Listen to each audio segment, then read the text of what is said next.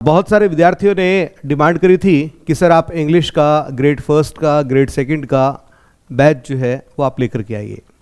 Batch हम लेकर के आए हैं स्कूल व्याख्याता और वरिष्ठ अध्यापक अर्थात ग्रेड फर्स्ट और ग्रेड सेकंड। हम जो कोर्सेज लॉन्च करने जा रहे हैं उसमें इंग्लिश के अलावा आपको हिंदी, संस्कृत, हिस्ट्री, पॉलिटिकल, इन सब के भी आपको कोर्सेज आपको यहाँ पे फर्स्ट ग्रेड के मिल जाएंगे और ग्रेड सेकंड के खैर आपको मिलने ही मिलने हैं। देखिए दोस्तों, आज हम कुछ गंभीर चर्चाएं करने वाले हैं और उनमें आपको वीडियो के अंत तक बने रहना है। अब जब चर्चाएं गंभीर हैं तो गंभीरता से आप भी मेरे साथ रुके रहिए, बने रहिए, क्योंकि ये बात है आपके फ्यूचर की। आपके फ्यूचर के लिए, जिस जॉब के लिए आप प्लान कर रहे हैं, आपको कैसे तैयारी करनी है, क्या क्या पढ़ना है, क्या नहीं पढ़ना है, वो भी इतना इम्पोर्टेंट होता है। इन सब सारी बातों के बारे में अभी मैं विस्तार से चर्चा करने जा रहा हूँ। तो आरपीएससी का जो स्कूल व्याख्याता और जो ग्रेड सेकंड सीनियर टीचर, वरिष्ठ अध्यापक जिसे आप कहते हैं, तो इनकी कोर्सेज हम लॉन्च करने जा रहे हैं और वो इंग्लिश के हम लॉन्च कर रहे हैं, जो आपको कल से ही इनके वीडियोस जो है मिलना शुरू हो जाएंगे। इनमें हम आपको देंगे क्या? हम आपको इस पे रिकॉर्डेड और लाइव दोनों ही तरह की क्लासेस जो हैं वो देंगे। इसके अलावा टेस्ट एंड क्विजेज जो हैं वो भी आपको भरपूर मात्रा में मिलेगी और काफ़ी स्तरीय मिलेगी। देखिए, टेस्ट एंड क्विजेज हर जगह फैले पड़े हैं, ठीक है, लेकिन बात वहीं पर आती है कि टेस्ट एंड क्विजेज जब इतनी सारी पड़ी है तो फिर स्टूडेंट्स जो है वो परेशान क्यों होता है? अरे भैया, परेशान इसलिए होता है क्योंकि उसके पास एक स्तरीय टेस्ट एंड क्विजेज नहीं होते हैं। आप हमारे टेस्ट एंड क्विजेज देखिएगा, परखिएगा अपने आप के, ठीक है, तो आपको महसूस होगा कि वाकई में यहाँ पर जो हमें टेस्ट एंड क्विजेज मिल रहे हैं बहुत ही आला दर्जे के हैं, अव्वल दर्जे के हैं। इसके अलावा हम आपको ई नोट्स और पीडीएफ्स जो हैं वो भी आपको यहाँ पर अवेलेबल करवाएंगे और डाउट सॉल्विंग क्लासेस जो है वो भी हम आपको देने वाले। जी हाँ, मैं फिर से रिपीट कर रहा हूँ, डाउट सॉल्विंग क्लासेस, ठीक है, कोई नहीं देता है, हम आपको देंगे कि जब टॉपिक कंप्लीट हो गया, टॉपिक कंप्लीट होने के बाद में मैं आपके लिए डाउट सॉल्विंग सेशन जो है रखूँगा। आप उसमें आइए, अपने डाउट्स जो हैं उनको आप क्लियर कीजिए, ठीक है। लाइव क्लास में तो आप करेंगे, लेकिन कई बार क्या होता है, टॉपिक कंप्लीट हो गया, लाइव क्लास में भी आप थे लेकिन आप उस वक्त नहीं कर पाए, तो कोई बात नहीं, डाउट सॉल्विंग सेशन में आप आइए, वहाँ पर उस विषय पे हम इस पे चर्चा करेंगे और आपके डाउट्स जो है पूरी तरह से हल करेंगे। हमारी पूरी टीम जो है तैयार बैठी है इस काम के लिए। तो हम यहाँ पर आपको recorded plus live videos, test and quizzes, E notes and PDFs और इसके अलावा डाउट सॉल्विंग क्लासेस आपको देने जा रहे हैं। तो दोस्तों, आपको इसके लिए करना क्या है? आपको इसके लिए डाउनलोड करना है स्काई एजुकेयर का मोबाइल ऐप। जी हाँ, स्काई एजुकेयर का आप मोबाइल ऐप डाउनलोड कीजिए। कॉन्टैक्ट नंबर भी यहाँ पर दे रखे हैं, ठीक है, फिर से मैं बोल भी देता हूँ, 9928549654, ठीक है। तो आप सबसे पहले क्या करेंगे, इस ऐप को डाउनलोड करेंगे। अब इसके बाद में जैसे कि आप देख पा रहे हैं कि हम आपके लिए सबसे पहले लॉन्च कर रहे हैं स्कूल व्याख्याता भर्ती के लिए आपका ये बैच। चुनावी वर्ष है और भर्तियां निकलने ही वाली हैं। तैयारी आप पहले से करेंगे तो ही आप सफल होंगे। बहुत सारे मेरे ऐसे विद्यार्थी होते हैं जो क्या करते हैं कि पहले भर्ती निकलेगी उसके बाद में हम तैयारी करेंगे। तो भैया, सीधी सी बात है, सिलेक्शन उन लोगों का होता है जो पहले तैयारी में लगे रहते हैं और फिर भर्ती अनाउंस होती है, फिर वो फॉर्म फिल करते हैं, फिर उनको एक्स्ट्रा टाइम मिलता है और फिर वो क्या करते हैं, एग्ज़ाम को क्रैक करते हैं। वो विद्यार्थी जो सिर्फ भर्तियों का इंतज़ार करते रहते हैं, ठीक है, उनके सफलता के ऊपर एक तरह का प्रश्नवाचक चिन्ह लटका रहता है। तो उस लटके हुए प्रश्नवाचक चिन्ह को आप हटाइए वहाँ से, ठीक है। तो जैसा ही मैंने कहा कि चुनावी वर्ष है, भर्तियां आने वाली है, सुगबुगाहट हो चुकी है, ठीक है, प्रोसेस जो है बिल्कुल चल पड़ी है और गहलोत साहब जो है नई नई भर्तियां लेकर के आ रहे हैं, ठीक है। ग्रेड फर्स्ट की और ग्रेड सेकंड की अच्छी खासी मात्रा में पोस्ट जो है आने वाली है। निश्चित तौर पे मैं ये तो नहीं बता पाऊंगा कि कितनी पोस्ट आने वाली हैं, लेकिन जरूर आने वाली है और जल्द ही आने वाली है। तो तैयारी में आपको पहले से जुटना है। तो इधर आप देख पा रहे हैं कि हम फर्स्ट ग्रेड का इंग्लिश का जो बैच जो है यहाँ पर आपके लिए लेकर के आए हैं। देखिएगा, न्यू सिलेबस और एग्जामिनेशन स्कीम के अकॉर्डिंग है। मैं इसकी अभी बात करूँगा साथ साथ में कि एग्जामिनेशन स्कीम जो है कितनी इंपॉर्टेंट है और अब की बार ये कितनी डिसेप्टिव साबित हुई है बहुत सारे विद्यार्थियों के लिए। बहुत सारे विद्यार्थी जो हैं इस एग्जामिनेशन स्कीम को उन्होंने नहीं देखा, ठीक है, उस पर गौर नहीं किया, इसे हल्के में लिया, तो उसका कितना बड़ा खामियाजा उनको भुगतना पड़ा है। ठीक है, अब इसके बाद में अगला जो बैच है जो अभी अपन लॉन्च कर रहे हैं वो आपका senior teacher grade second English अर्थात वरिष्ठ अध्यापक इंग्लिश का बैच लॉन्च कर रहे हैं। ये भी आपके न्यू सिलेबस और एग्जामिनेशन स्कीम के अकॉर्डिंग रहेगा। जैसा कि आप इंटरफेस देख पा रहे हैं मोबाइल ऐप पे, आपको इंटरफेस जो है दोनों का इस तरह से दिखेगा। ठीक है, फर्स्ट ग्रेड की बात करें तो इसका इंटरफेस जैसा आपने अभी देखा था इसी स्लाइड पे देखिए, ये आपका फर्स्ट ग्रेड का इंटरफेस रहेगा और ये आपका सेकेंड ग्रेड का इंटरफेस रहेगा। तो बिल्कुल सबसे पहले आप स्काई एजुकेयर का जो ऐप है आप उसको डाउनलोड कीजिए और फिर वहाँ से इस ऐप पे आप एक्सेस लीजिए। अब देखिए, हम थोड़ी सी बात करेंगे कि जब एग्ज़ाम होते हैं तैयारी बहुत सारे विद्यार्थी करते हैं। कुछ तो देखिए विद्यार्थी ऐसे होते हैं जो क्या करते हैं, फॉर्म भरते हैं। फॉर्म भरने के बाद में सिर्फ वो इस फूल्स पैराडाइज में रहते हैं कि हाँ मैं तैयारी करूँगा, और उनकी तैयारी जो है आधी अधूरी होती है और उस आधी अधूरी तैयारी के साथ में वो परिणाम की आशाएं रखते हैं। अब आप खुद सोचिए, जब आपकी तैयारी जो है जिससे आप खुद भी संतुष्ट नहीं हैं, तो ऐसी तैयारी के साथ में आप सफल कैसे हो सकते हैं? गंभीर प्रश्न है, लेकिन सोचिएगा जरूर आप इस पे, और इसका उत्तर जो है आपकी अंतरात्मा यही देगी, नहीं भैया, कि गंभीर तैयारी के बिना सिलेक्शन नहीं होता, आधी अधूरी तैयारी के साथ में आप सिलेक्शन नहीं ले सकते हैं। तो फिर हम तैयारी करें कैसे? ठीक है, तो इसके लिए पहले आप थोड़ा सा विश्लेषण करें। तो आइए हम मिलकर के विश्लेषण करते हैं ना, आप और मैं, यानी हम आप और हम मिलकर के हम बन जाते हैं और फिर करते हैं विश्लेषण। ठीक है, तो इसी विश्लेषण की कड़ी में मैं कुछ बिंदु आपके सामने रख रहा हूं कि निम्न बिंदुओं पर हम गौर करें तो हमें पता चलता है कि हम तैयारी किस तरह से करें, किस प्रकार का स्तर हमारी तैयारी को हो, और हमें क्या पढ़ना चाहिए और क्या नहीं पढ़ना चाहिए। इन सभी बातों पर अभी मैं आपके सामने परिचर्चा करने जा रहा हूं। तो इसमें सबसे पहले जो मैं बिंदु ले रहा हूं, तो आप ये देखिएगा कि अब तक कितनी बार एग्जाम हुआ है। जी हाँ, ग्रेड फर्स्ट का और ग्रेड सेकंड का पहले तो आप इस पे विचार कीजिए, कितनी बार एग्जाम हुआ है। ठीक है, तो जैसा कि आप देख पा रहे हैं कि ग्रेड फर्स्ट का जो एग्जाम है अब तक कुल मिलाकर के 2011 से लेकर के अब तक 12 से लेकर के, ठीक है, ये 6 बार हुआ है। जी हाँ, मैं उस एग्जाम की बात कर रहा हूं जिसमें इंटरव्यू कंडक्ट नहीं हुए थे। अदरवाइज कई विद्यार्थी तो ऐसे कहेंगे सर बहुत बार पहले हो चुका है। बिल्कुल आपकी बात दुरुस्त है, सही है, लेकिन मैं उस भर्ती की बात कर रहा हूं जिसमें इंटरव्यू हटा दिया गया।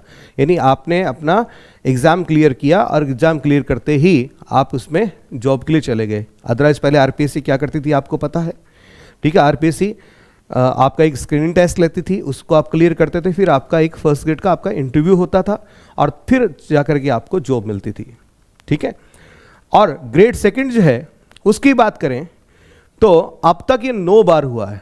ठीक है, अभी जो मैंने फर्स्ट ग्रेड की बात करी है, ठीक है, तो फर्स्ट ग्रेड की यदि बात करें तो इसमें आपका स्कूल एजुकेशन डिपार्टमेंट और आपका संस्कृत एजुकेशन डिपार्टमेंट, मैं दोनों को मिलाकर के 6 बार की बात कर रहा हूं। ठीक है, अब जब सेकंड ग्रेड की बात कर रहे हैं तो सेकंड ग्रेड का मतलब ये हो गया कि ये 9 बार अब तक हो चुकी है। और इसमें क्या क्या शामिल है? आपका स्कूल डिपार्टमेंट वो शामिल है, आपका संस्कृत एजुकेशन डिपार्टमेंट वो शामिल है, और स्पेशल एजुकेशन जो है वो भी शामिल है, और एक बार कोर्ट के माध्यम से वो दोबारा पेपर करवाया गया। ये सारी एग्जाम जो है इसमें शामिल हैं। तो इस तरह से आपका ग्रेड सेकंड का जो एग्जाम है अब तक कितनी बार हो चुका है? अब तक ये 9 बार हो चुका है। पहली बार इसकी भर्ती जो अनाउंस हुई थी वो 2008 में हुई थी। उससे पहले भी सेकंड ग्रेड होती थी, लेकिन उसमें क्या होता था, आप मेरिट बेस पे होते थे। ठीक है, आपके 10वीं 12वीं ग्रेजुएशन के, आपके पीजी के, आपके बीएड के, ये मार्क्स जो इसमें जोड़े जाते थे और फिर उनकी एक मेरिट लिस्ट तैयार होती थी और उसके अकॉर्डिंग आपका सिलेक्शन होता था। तो पहली बार जो टेस्ट कंडक्ट हुआ सेकंड ग्रेड का वो 2008 में भर्ती निकली थी, जिसकी एग्जाम जो है 2010 में करवाया गया था, ठीक है, 10-11 में, और इसकी पोस्टिंग जो है वो 2011 में दी गई थी, ठीक है। गुर्जर आंदोलन का आरक्षण का कुछ मुद्दा उठा था, उसकी वजह से भर्ती थोड़ी सी लेट हो गई थी, तो थोड़ा अच्छा खासा टाइम मिल गया था 2-3 साल का स्टूडेंट्स को, ठीक है। तब से लेकर के अब तक ये 9 बार एग्जाम हो चुका है।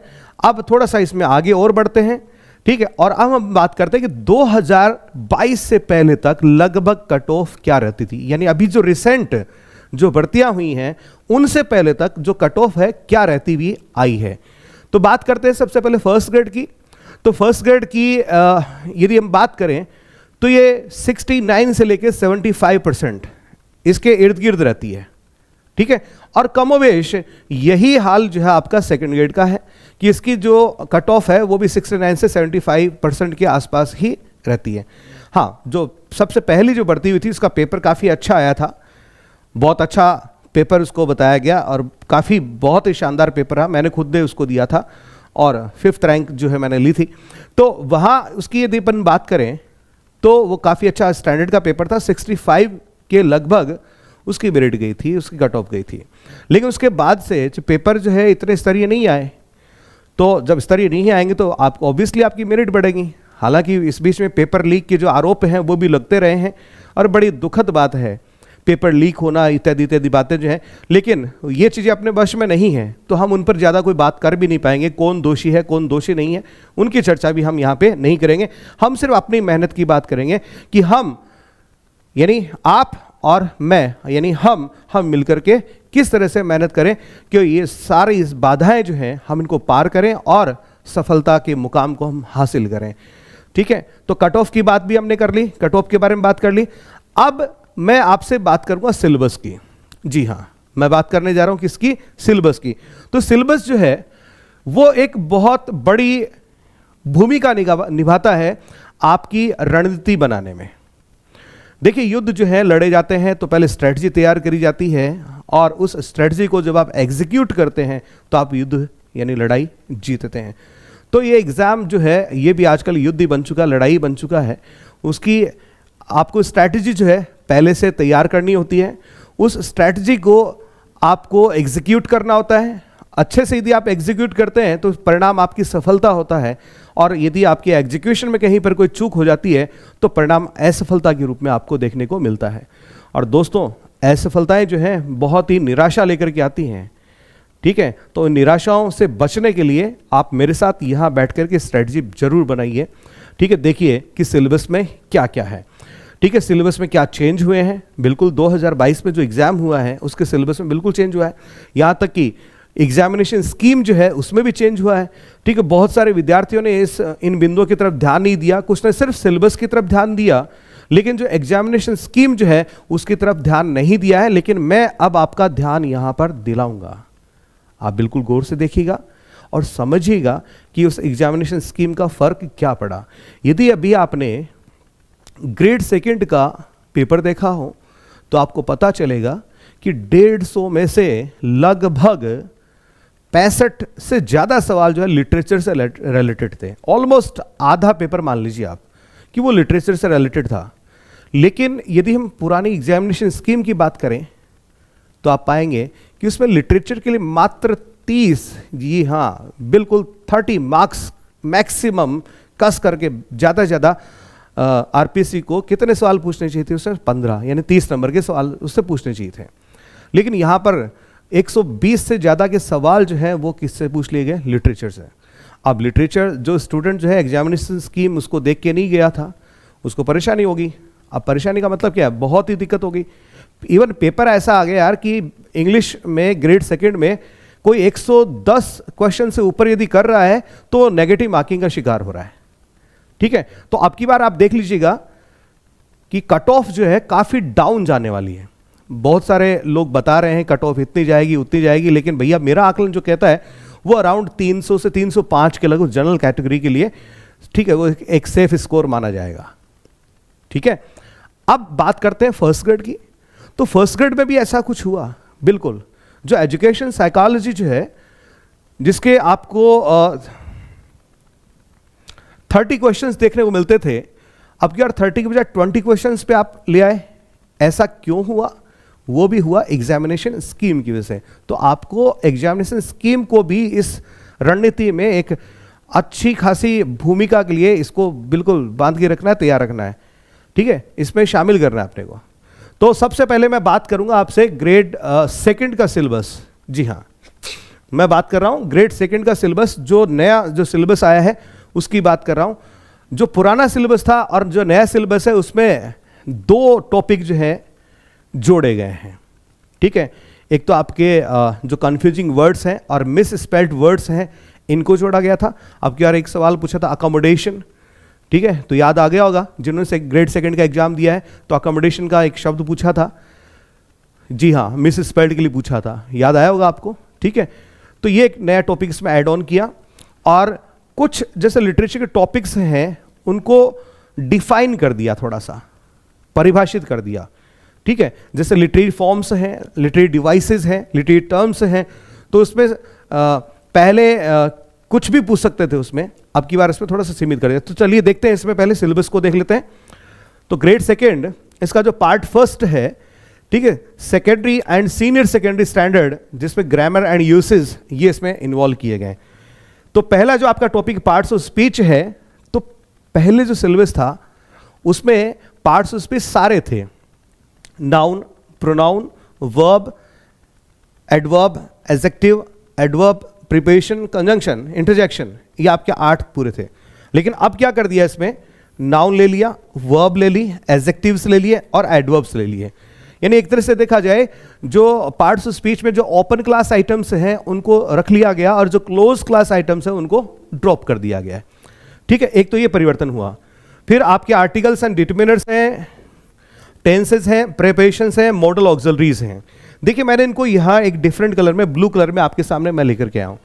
ये इसलिए कि ये वो टॉपिक्स हैं जो आपको ग्रेड फर्स्ट में भी देखने को मिलते हैं। तो यहाँ पर जैसे सिलेबस में ब्लू कलर में यदि कोई टॉपिक लिखा हुआ है तो आप समझ जाइएगा कि सर ने यहाँ पर इन टॉपिक्स को ब्लू इसलिए किया है कि ये टॉपिक जो है आपको ग्रेड फर्स्ट में भी देखने को मिलेंगे, ठीक है। इस तरह से आपके लगभग 11-12 टॉपिक्स जो हैं वो क्या है, कॉमन है आपकी ग्रेड फर्स्ट और ग्रेड सेकंड में। फिर इसके बाद डिग्रीज ऑफ कंपैरिजन है, सब्जेक्ट वर्ब एग्रीमेंट है, और इसके बाद में सबऑर्डिनेशन एंड कोऑर्डिनेशन, जिसमें आपके सिंपल, कंपाउंड, कॉम्प्लेक्स सेंटेंसेस आते हैं। यहां पर कंपाउंड एंड कॉम्प्लेक्स की बात है, लेकिन अपन इसको पूरा पढ़ेंगे, सिंपल, कंपाउंड, कॉम्प्लेक्स तीनों उसमें हम इसमें पढ़ेंगे, और ये चीज आपके ग्रेड सेकंड में भी होगी। कंडीशनल सेंटेंसेस है, ट्रांसफॉर्मेशन ऑफ सेंटेंसेस है, जिसमें अफर्मेटिव, नेगेटिव और इंटरोगेटिव है, ठीक है। एक्सक्लेमेटरी वाला पार्ट नहीं दिया, लेकिन वो भी अपन करेंगे, इसको कवर करेंगे। Active voice, passive voice, direct, indirect, ये सब इसमें दे रखा है। फ्रेजल वर्ब्स है, प्रोवर्ब्स एंड इडियोमेटिक एक्सप्रेशंस हैं। इनके अलावा words often misspelled and confused, ये अब की बार टॉपिक ऐड किया गया था 2022 वाले सिलेबस के अंदर। सिनोनिम्स एंड एंटोनिम्स, ये पहले से भी थे। Phonetics and phonetic transcription and word stress, ठीक है। तो इसमें जो ब्लू कैटेगरी वाले हैं ये आपके ग्रेड फर्स्ट में भी अवेलेबल होंगे आपके टॉपिक। अब इसके बाद में पार्ट सेकंड की बात करें तो ग्रेजुएशन स्टैंडर्ड है, जिसमें ग्रामर, यूसेज एंड लिटरेचर है। अब जितना ये छोटा दिख रहा है उतना है नहीं, पहले था भैया, पहले इसके बहुत ही सीमित सवाल आते थे, ठीक है। 80 नंबर के इसमें सवाल आते थे, 9 टॉपिक होते थे, तो आप भाग लगा देते तो लगभग ये 9-10, ठीक है, इतने एक मार्क्स के बनते थे। तो देखिए पहला इसमें टॉपिक होगा आपका बेसिक सेंटेंस पैटर्न्स, फिर आपका phrase analysis in terms of MHM, जो आपकी फ्रेजेस हैं, ठीक है, noun phrase, adjective phrase, adverb phrase, verb phrase, prepositional phrase, ठीक है, और आपकी GP, जेनेटिव फ्रेज, इत्यादि इत्यादि जो फ्रेजेस हैं इनको अपने को स्टडी करना है, और वो भी किसके संदर्भ में करना है, modifier, headword and modifier, MHM, इसके संदर्भ में इसको एनालिसिस करना है। फिर हम एनालिसिस करेंगे क्लोज का, तो close analysis in terms of SPOCA, ठीक है। और फिर इसके बाद में रीडिंग कॉम्प्रहेंशन एंड वोकैब, इनका एक सवाल आएगा, ठीक है, जो कि प्रोज से रिलेटेड होगा, और सेम क्वेश्चन पोइट्री से भी रिलेटेड होगा, जो अब की बार ऐड ऑन किया गया था पोइट्री अप्रिसिएशन के नाम से। तो ये तो आपका पार्ट सेकंड रहा।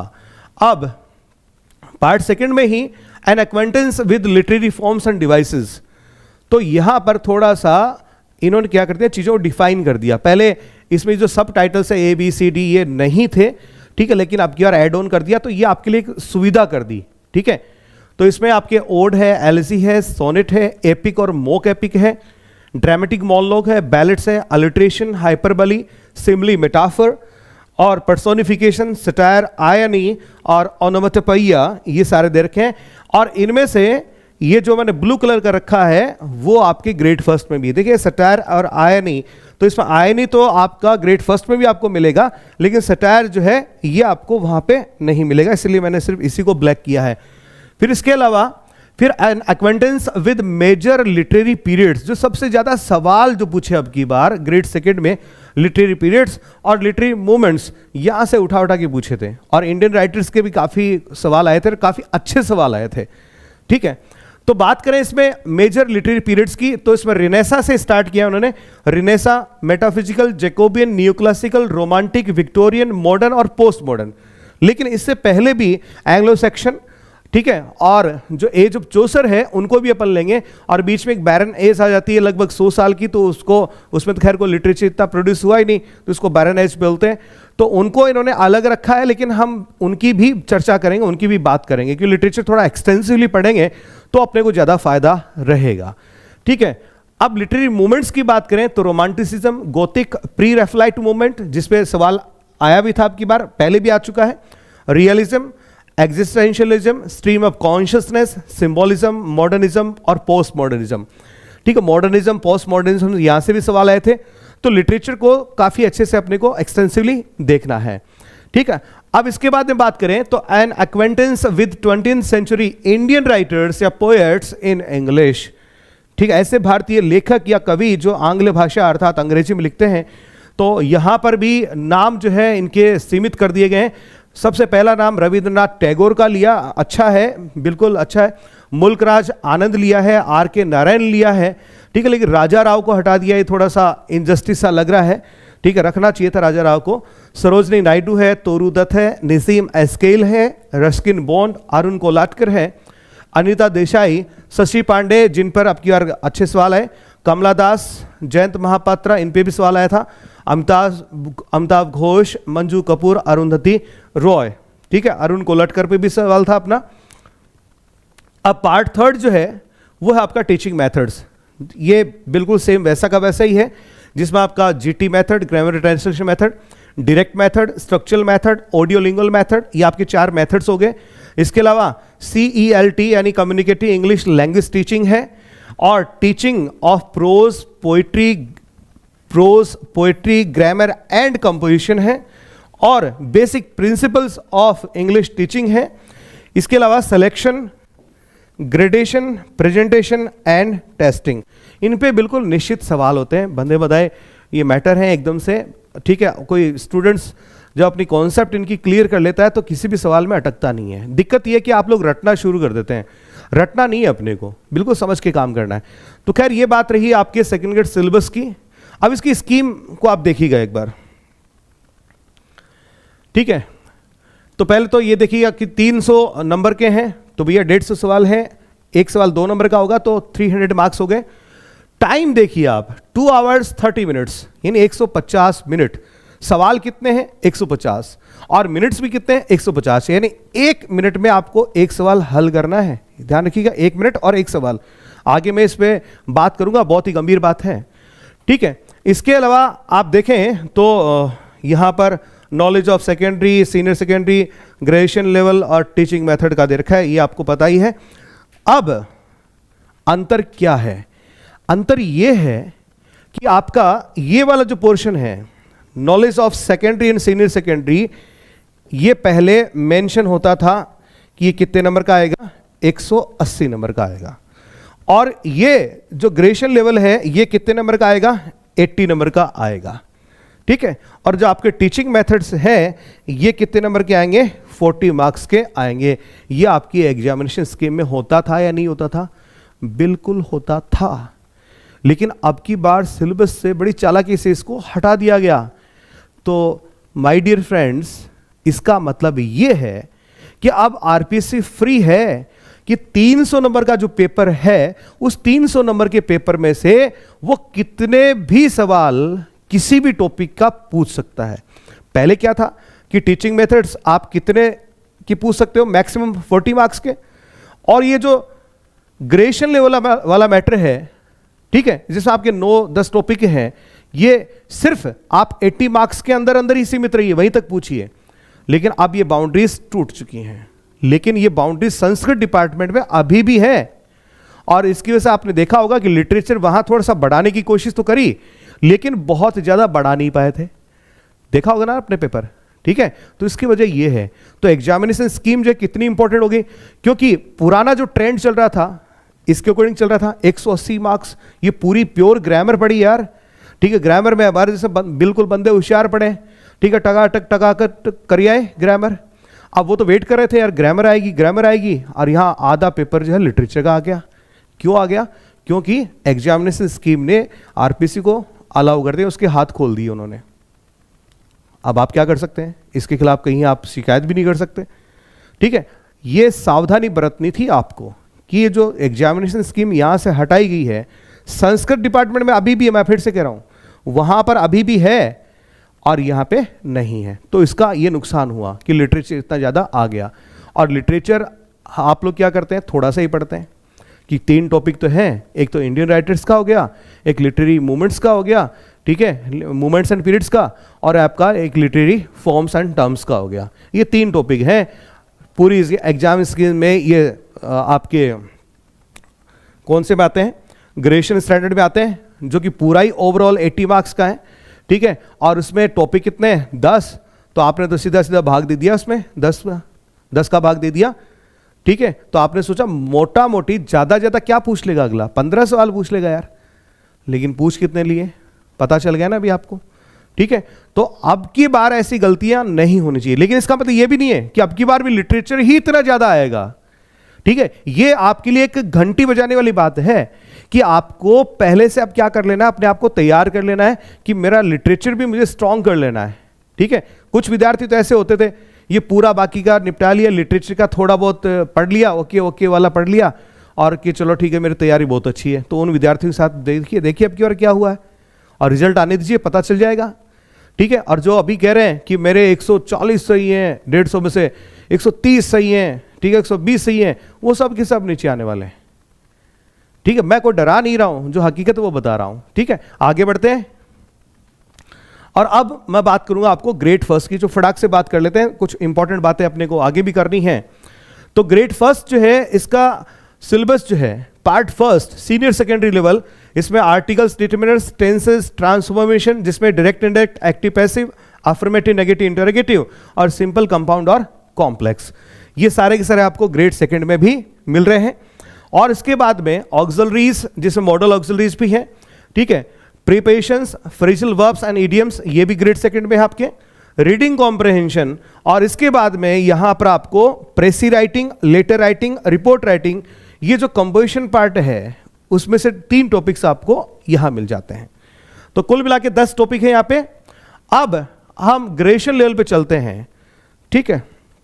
आपका जो सीनियर सेकेंडरी लेवल गया है उसमें आपके सवालों की संख्या जो है 55 होती है, ठीक है। अब की बार थोड़ा सा चेंज कर दिया गया एग्जामिनेशन स्कीम में, यहां पर भी थोड़ी सी चेंज हुआ, और जो आपके एजुकेशन साइकोलॉजी के जो 30 क्वेश्चंस आते थे उनको सीमित कर दिया गया 20 तक, जी हाँ 20 तक, और यहां पे सवालों की संख्या बढ़ा दी गई, स्पेशली लिटरेचर वाले पोर्शन में।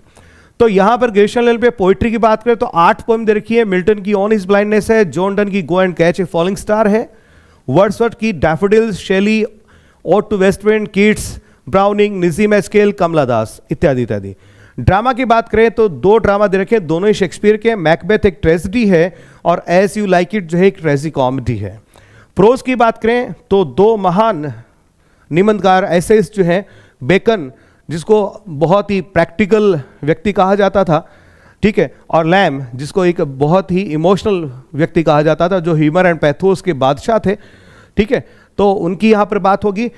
In praise of chimney sweepers सिर्फ एक इनका निबंध दिया है, और बेकन महाशय जो है उनका ऑफ स्टडीज सिर्फ एक निबंध यहाँ पर दिया गया है, जो अपनी अफोरिस्टिक स्टाइल के लिए जाने जाते हैं।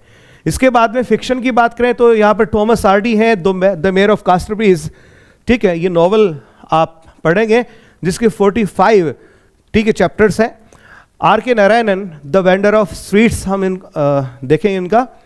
और फिर इसके बाद में an acquaintance with the following literary forms में ode, elegy, ballad, sonnet, epic और गोथिक और एलेगरी, इनको छोड़ दिया जाए 2 को, तो बाकी का आपके सेकंड ग्रेड में है, ठीक है। An acquaintance with the following figures of speech की बात करें तो इसमें simile, metaphor, personification, irony, hyperbole, onomatopoeia, ठीक है, ये आपके ग्रेड सेकंड में है। और सिनेक्डकी और ऑक्सीमोरन ये आपके यहां पर ही रहेंगे।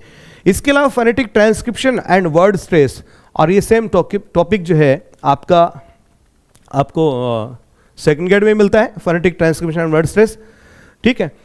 अब पार्ट 3 की बात करते हैं जो पोस्ट ग्रेजुएशन का है, जिसमें टी.एस. इलियट की द वेस्टलैंड है, जिसको इंग्लिश लिटरेचर की सबसे टफेस्ट पोइम कहा जाता है, ठीक है, जिसको इसने एजरा पाउंड को एड्रेस किया था, संबोधित किया, उसको डेडिकेट किया था।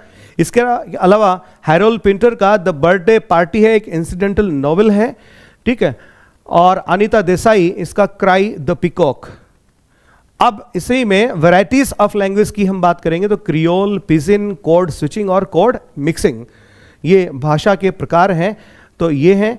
और फिर हम पहुंच जाते हैं आपके एजुकेशन, साइकोलॉजी और पेडागोजी वाले पोर्शन में। पहले आपकी 5 यूनिट्स हुआ करती थी, अब इसको समेट करके 3 यूनिट्स में कर दिया गया है। ऐसा नहीं है कि कुछ हटा दिया घटा दिया, नहीं, बस यूनिट्स की जो इनसाइट जो है उनमें थोड़ी सी क्या कर दिया, मिक्सअप कर दिया गया है। तो पहली जो यूनिट है एजुकेशन साइकोलॉजी कॉन्सेप्ट, जिसमें आपको एजुकेशन साइकोलॉजी कॉन्सेप्ट, उसका स्कोप, उसके फंक्शंस, ठीक है, किसके, ऑफ एजुकेशन साइकोलॉजी, ये आपको देखने रहेंगे, ठीक है। तो जिसमें physical, cognitive, social, emotional, moral development characteristic रहेगी, बिहेवियरल, कॉग्निटिव, कॉन्स्ट्रक्टिव प्रिंसिपल्स रहेंगे, कॉन्सेप्ट ऑफ मेंटल हेल्थ और एडजस्टमेंट रहेगा, इमोशनल इंटेलिजेंस और उसके इम्प्लीकेशंस रहेंगे टीचिंग में, ठीक है। इसके अलावा जो सेकंड जो यूनिट रहेगी pedagogy and teaching learning material की रहेगी, जिसमें instructional strategies for adolescent learner है। और थर्ड और अंतिम यूनिट जो है वो यूज ऑफ कंप्यूटर्स है, आईसीटी वाली है भैया, ठीक है। तो इसमें concept of ICT, hardware, software, system approach, computer assisted learning और कंप्यूटर एडेड इंस्ट्रक्शन इत्यादि इत्यादि शामिल हैं। अब आप एक बार देखिए इधर क्या चेंज है, थोड़ा सा गौर कीजिए। वही 150 सवाल है, ठीक है, 150 सवाल है तो मार्क्स कितने हो गए, डबल कर दीजिए, 300 हो गए। और 3 घंटे हैं, आपको सेकंड ग्रेड में मिलते हैं 2.5 घंटे और फर्स्ट ग्रेड में मिलते हैं आपको 180 मिनट, यानी 3 घंटे। तो बात यह है कि सेकंड ग्रेड में आपको एक सवाल 1 मिनट में हल करना होता है, और यहां पे फर्स्ट ग्रेड में आपको लगभग एक सवाल के लिए 1 मिनट और लगभग 15 से 20 सेकंड ऊपर और मिल जाते हैं, ठीक है। तो ये इसमें अंतर रहा। अब देखिए हम बात करेंगे कि आपकी तैयारी कैसी हो, आप बेहतरीन तैयारी कैसे करें, किस तरह से आप अपने आप को अभी से तैयार कर लें कि जिस दिन एग्जाम हो आपका कॉन्फिडेंस जो है कभी टूटने नहीं पाए। होता क्या है कि जिस दिन एग्जाम होता है आपका कॉन्फिडेंस एग्जाम हॉल के अंदर बिल्कुल 9th क्लाउड पे होता है, 7वें आसमान पे, ठीक है, बस क्लियर हो गया एग्जाम। वहां से जैसे आप थोड़ा सा बाहर निकलते हैं, 2-4 लोगों से आपकी टॉकिंग होती है, बातचीत करते हैं, तो आपका हौसला थोड़ा सा कम हो जाता है। घर पहुंचते हैं थोड़ा और कम हो जाता है। शाम को हमारे जैसे लोग कट ऑफ लेकर के आंसर की लेके बैठे रहते हैं, तो और झटके में झटका लगाते हैं हम लोग, तो ठीक है। फिर 2-3 दिन बाद में जब कट ऑफ की चर्चा होती है तो ऑलमोस्ट लगभग आप लोग अपने आप को बार मान बैठते हो। ऐसा नहीं होना चाहिए। तैयारी ऐसी हो कि जो कॉन्फिडेंस एग्जामिनेशन हॉल में है वो रिजल्ट आए और उसके बाद तक भी बरकरार रहे, अर्थात आप सफल हो जाएं, ठीक है। बात मैंने बहुत घुमा फिरा की कर दी है, लेकिन फिर भी हकीकत यही है। तो तैयारी कैसी होनी चाहिए, अब तैयारी के लिए आपको क्या करना चाहिए, क्या नहीं करना चाहिए। मुझे लगता है कि आपको सबसे पहले तो प्रैक्टिस, जी हाँ, प्रैक्टिस जरूर करनी चाहिए। आज जैसे कोई बच्चा जो है आईआईटी की, पीएमटी की, इसकी तैयारी करता है, तो लगभग आपको पता है वो कितने सवाल हल करता है, तब जाके उसका सिलेक्शन एंश्योर होता है, सुनिश्चित होता है, यकीन मानिएगा 20 से 25 हजार सवाल जो है एक आईआईटी और पीएमटी क्लियर करने वाला बच्चा जो है हल करता है। उसकी प्रैक्टिस इतनी ज्यादा है। एक बार मेरे कहने से आप सोचिए तो सही कि आपकी प्रैक्टिस कैसी है, आपने कितने सवाल हल किए हैं ऑफ डिफरेंट टाइप्स, एक एक टाइप के सवाल नहीं, और किस लेवल के आपने सवाल हल किए हैं।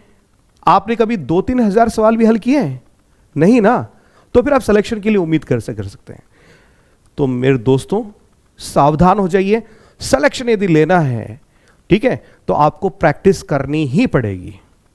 और प्रैक्टिस 2-4 ऐसे नहीं, 100-200 सवाल ऐसे नहीं भैया, ठीक है। आप यूं मान के चलिए, यूं पकड़ के चलिए कि आपको हर टॉपिक की कम से कम 150 क्वेश्चन, जी 150 क्वेश्चन आपको हल करने ही चाहिए। और इस तरह से आपका ओवरऑल जो रेशियो जो है वो निकल करके आता है, आपकी कम से कम 4 से 5 हजार सवाल जो है आपकी प्रैक्टिस में इंक्लूड होनी चाहिए, शामिल होनी चाहिए। उससे होगा क्या, फायदा क्या होगा? ठीक है, सीधी सी बात है यार, practice makes a man perfect. ठीक है, जितनी अच्छी तैयारी होगी, कोई सवाल किस नेचर का है तुरंत से आपके सामने आया, आपने उस नेचर के सवाल हल कर रखे हैं, तो आपको कहीं दिक्कत ही नहीं होगी। ठीक है, अब प्रैक्टिस के अलावा एक और चीज चाहिए, वो है टाइम एंड एक्यूरेसी। कि जो आप प्रैक्टिस कर रहे हैं उस प्रैक्टिस में आप एक चीज को जरूर नोट कीजिएगा, किसी प्रश्न को हल करते हो आपको टाइम कितना लगता है। मैं यदि आपसे ऐसे कहूं कि मेरे दोस्तों आप मेरे पे यकीन करके चलो, मैं आपको हर टॉपिक के बाद में इस तरह से प्रश्नों को हल करके बताऊंगा नहीं बल्कि सिखाऊंगा कि आप सिर्फ 10 सेकंड में फिर भी ज्यादा बोल रहा हूं, 10 सेकंड से कम में करवा दूंगा। ठीक है, किसी एक प्रश्न को हल करने में मात्र आपका कितना टाइम खर्च होगा? 10 सेकंड। इतनी एक्यूरेसी आपकी उस प्रैक्टिस में होनी चाहिए। तो बोलिए, एक तो स्पीड बन गई आपकी कि आप 1 मिनट का टाइम दिया गया है, 1 मिनट छोड़िए, आप उसको 10 सेकंड में हल करने की काबिलियत आप हासिल कर लें। ठीक है, और करेक्ट आंसर तक पहुंचने की जो काबिलियत है बहुत ही कम विद्यार्थी में होती है, समझ गए आप? तो एक्यूरेसी और टाइम, एक्यूरेसी का मतलब सटीकता से, कि बिल्कुल सटीक आंसर, सही आंसर, और वो भी किसके साथ में? With in time. और टाइम कितना है? आपको 1 मिनट मिल रहा है। ठीक है, आप फर्स्ट ग्रेड में मान लीजिए आपको 1 मिनट का टाइम मिल रहा है, लेकिन आपको उससे कम में हल करना है। ठीक है, पेपर ऐसा होना चाहिए, इस तरह से हल होना चाहिए कि आप आधा घंटे पहले ही उसको हल करके आराम से बैठ जाएं, और फिर एक बार फिर से वापस उसको चेक कर लें कि कहीं कोई त्रुटि तो नहीं रही है, कुछ छूट तो नहीं गया है, कुछ इधर उधर तो नहीं हो गया है। तो वो टाइम आप तसल्ली से रहेंगे, हड़बड़ाहट में नहीं रहेंगे, और इस वजह से आप अच्छा कर पाएंगे। अब इसके बाद में आपको complete analysis of every topic. ठीक है, आप क्या करते हैं? आप उन्हीं चीजों को बार बार पढ़ते हैं जो आपको बहुत अच्छी आती है। यस, आप सोच के देखिए, मैं ये बात सही कह रहा हूं गलत कह रहा हूं। मैं फिर से रिपीट कर रहा हूं कि आप उन्हीं बातों को पढ़ते हैं, उन्हीं टॉपिक्स को बार बार पढ़ते हैं। ठीक है, जो आपको सबसे ज्यादा अच्छे आते हैं। ठीक है, और जो टॉपिक आपको कम आता है आप वहां से जी चुराते हैं। तो हमको करना क्या है? हम प्रत्येक टॉपिक के प्रत्येक पॉइंट्स को एनालिसिस करेंगे, उसका विश्लेषण करेंगे, और पूरा इस तरह से करेंगे कि एक भी चीज छूटे नहीं, चाहे वो ग्रामर हो, चाहे वो लिटरेचर हो, चाहे आपके टीचिंग मेथड्स हो, चाहे एजुकेशन साइकोलॉजी के सवाल हो। ठीक है, कुछ भी इससे छूटे नहीं। इसके अलावा अब मैं आपसे अंतिम पलों में जो बातें करने वाला हूं, मैं फिर से बता दूं आपको कि हम लोग यानी स्काई एजुकेटर टीम जो है वो आपकी किस प्रकार से यहां पर हेल्प करने वाली है। अब हेल्प तो तब करेगी जब सबसे पहले आप क्या करेंगे, इस मोबाइल ऐप को, स्काई एजुकेटर मोबाइल ऐप को डाउनलोड कीजिए, जहां पर हम कल से आपके लिए जो ग्रेड फर्स्ट और ग्रेड सेकंड जो है उनके वीडियोस जो हैं, उनके बैचेस जो हैं आपके लिए लेकर के आ रहे हैं। ठीक है, और जिसमें हम आपको दे रहे हैं, और इसका डेमो जो है वो आप हमारे ऐप में जाकर के वहां पर आप देख भी सकते हैं। रिकॉर्डेड और लाइव वीडियोस आपको मिलेंगे, टेस्ट क्विजेस आपको मिलेंगी, ई नोट्स और पीडीएफ्स आपको मिलेंगे, डाउट सॉल्विंग क्लासेस मिलेगी, और भी बहुत कुछ आपको यहां पे मिलेगा। आपको चैट असिस्टेंस भी मिलेगा। ठीक है, आप यदि किसी सवाल में फंस गए हैं, कुछ पूछना चाहते हैं, डायरेक्टली आप बात कर सकते हैं। आपको बिल्कुल ऐसे फील होगा कि आप मेरे सामने बैठ करके पढ़ रहे हैं। तो आज जिस स्ट्रेटजी के बारे में हमने बात करी है, उस स्ट्रेटजी को आपको एग्जीक्यूट करना है और रिजल्ट हमें मिलकर के हासिल करना है। मेहनत मैं भी आपके साथ करूंगा, आप भी मेरे साथ मिलकर के मेहनत कीजिए। और मैं अशोक जंगेड़ आपसे वादा करता हूं कि आपको राजस्थान का सबसे बेस्ट जो कोर्स है वो मैं आपको यहां पे दूंगा। देखिए होता क्या है कि आप चाहे ग्रेड फर्स्ट की तैयारी करें या ग्रेड सेकंड की तैयारी करें, उसमें कोई एक बुक तो कोई पर्याप्त होती नहीं है। आपको अलग अलग टॉपिक्स के अलग अलग बुक्स खरीदनी होती है। आप वर्ब पढ़ें तो उसके लिए एलन लेके आए, WS एलन, ठीक है। आप ये पढ़ें उसके लिए ये लेकर के आए, हॉर्नबी लेकर के आए वर्ब के लिए, ठीक है। लिविंग स्ट्रक्चर वाला WS एलन लेके आए। कभी कोई रेनर मार्टिन पढ़ रहा है, कभी कोई टॉमसन मार्टिनेट पढ़ रहा है, ठीक है। कोई माइकल स्वान देख रहा है, कोई वो बड़ी वाली किताब, 4 राइटर्स वाली किताब जो है जोफ्री लीच, इनको पढ़ रहा है, कोई यूनिवर्सिटी ग्रामर पढ़ रहा है। लिटरेचर के लिए हम क्या लेके आ रहे हैं, टीचिंग मेथड के लिए क्या लेकर के आ रहे हैं। इतनी सारी किताबों का अंबार लगाने से कुछ नहीं होता। वो किताबें आपको कंप्लीट नहीं पढ़नी होती। उस किताबों जो पर्टिकुलर टॉपिक्स हैं उनको आपको क्या करना होता है, कवर करना होता है। यानी आपको ग्रेड सेकंड क्लियर करनी है तो कम से कम आपको 15 किताबें एक्स्ट्रा आपको खरीदनी होती है। ग्रेड फर्स्ट आपको क्लियर करनी है तो उसके लिए आपको 20 से 30 किताबें कम से कम आपको लेनी होती हैं। मैं कह रहा हूं आपको इनमें से कुछ भी लाने की आवश्यकता नहीं है, क्योंकि हम आपको यहां जो ई नोट्स हैं, ठीक है, जो इनका सबका सारांश है, जी हां सबका सारांश है, वो सब मैं आपको यहां पर उपलब्ध करवाऊंगा, और वो भी एक बहुत ही कम कीमत पे। जी हां, मैं बात कर रहा हूं सबसे पहले ग्रेड सेकंड की, जिसकी प्राइस हमने रखी है 3000। जी हां, मात्र 3000 रुपए। और ग्रेड फर्स्ट इसकी हमने अभी प्राइस रखी है 3500 रुपए, 3500 ओनली। और यदि आप दोनों की तैयारी करना चाहते हैं, कॉम्बो आपको चाहिए इन दोनों का, तो फिर आपके लिए सिर्फ 4500 रुपए अभी हाल फिलहाल के लिए हमने ऑफर के तौर पे ये प्राइस रखी है। प्राइसेस आगे बढ़ेंगी, लेकिन हाल फिलहाल के लिए हमने उन सीरियस कंटेंडर्स के लिए, उन सीरियस विद्यार्थियों के लिए जो अभी से सीरियस होकर के तैयारी करना चाहते हैं, उनके लिए ऑफर का है। समझ गए आप? तो आप स्काई एजुकेटर का ऐप डाउनलोड कीजिए, अपनी तैयारियों को बिल्कुल एक अमली जामा पहनाइए, हमारे साथ टीम स्काई एजुकेटर के साथ जुड़े रहिए। और आपकी कोई क्वेरीज हो, कोई क्वेश्चंस हो, कुछ डाउट्स हो, तो नंबर यहां पे आपके सामने दे रखे हैं 9928549654। तो ये सब सारी बातें आज मैंने आप लोगों के साथ करी हैं, ठीक है। इससे पिछले वाले वीडियो में मैंने ग्रेड थर्ड इंग्लिश की कट ऑफ के बारे में बात करी थी। आपने बहुत सारे संवाद मेरे साथ किए, कम्युनिकेशंस किए, बहुत सारे बच्चों का खैर मैं जवाब नहीं दे पाया, ठीक है, लेकिन बहुत सारे विद्यार्थियों से मेरी बात हुई और उन विद्यार्थियों ने यही कहा कि सर अब आगे क्या। तो मैंने कहा यदि आपका सिलेक्शन हो रहा है तो भी आपको ग्रेड सेकंड और ग्रेड फर्स्ट के लिए तैयारी करनी चाहिए, ठीक है। और यदि आपका सिलेक्शन नहीं हो रहा है या कट ऑफ के आप आसपास हैं, इर्द गिर्द हैं, तो फिर तब भी आपको तैयारी करनी चाहिए, क्योंकि किसी ने बहुत सही कहा है, good, better, best, let them not rest until your good is better and better is the best। तो बने रहिए साथियों हमारे साथ, और मैं अशोक जांगेड़ विदा लेता हूं अभी आपसे, फिर से मिलेंगे, बाय।